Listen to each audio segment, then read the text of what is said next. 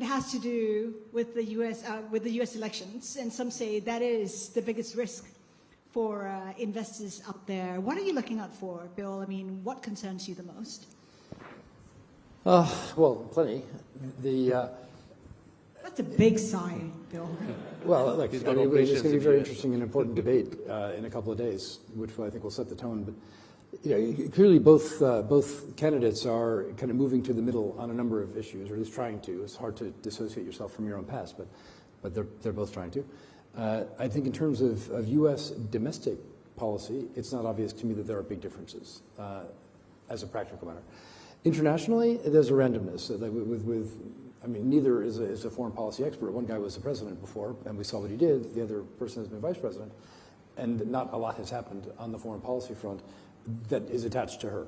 So for international investors, I think getting a sense, if it comes up in the debate at all, and it'll be interesting whether it even features, because I don't think foreign policy issues are at the center of this campaign. They rarely are in the U.S. But it'll be interesting to see if there are any proclamations. We know the only thing that the two agree on is China bashing, and we've seen two versions of China bashing. Neither has been overwhelmingly impactful, right? And so does the volume get turned up to the point where that U.S.-China relationship changes fundamentally? I guess not, because it's not really in the interest of either party for that to happen, but we know that mistakes or accidents happen. In terms of domestic policy, one of the wonders of the U.S. federal system is that there's very little power in the central government. And I thank our lucky stars, because the federal government is often dysfunctional, and the authority is with the states, and they don't have the same kind of taxing and spending authority. So the fact is very little happens domestically on the back of U.S. elections. But we'll see. Minette, you have investments in the U.S. We have investments in the U.S., and I think to that extent, there's specific policies that will make an impact. The Biden administration put out the Inflation Reduction Act, and that supports the adoption of EVs, that supports climate, that supports health. And so to the extent that we have made investments in those areas, we see the IRA as a net positive. Whether that's going to change if the occupant of the White House changes, who knows?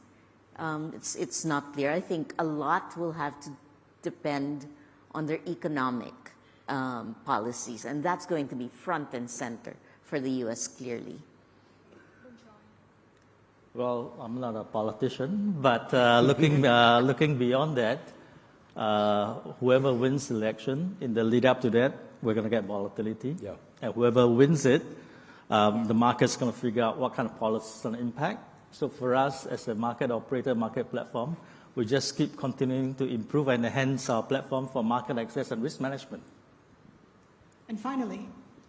Well, in the perspective of investors and for Malaysia as well, if you look at the transition from Trump to Biden, you would have thought initially they would be less hostile towards China in terms of trade policies, but it turned out to be the opposite. You see the tariff increases and a lot more barriers being created. So to me, but then there lies in the opportunity for ASEAN, and you see the flow coming to ASEAN.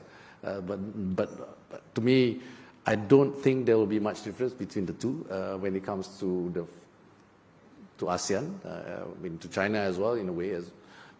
So I am quite indifferent to either coming.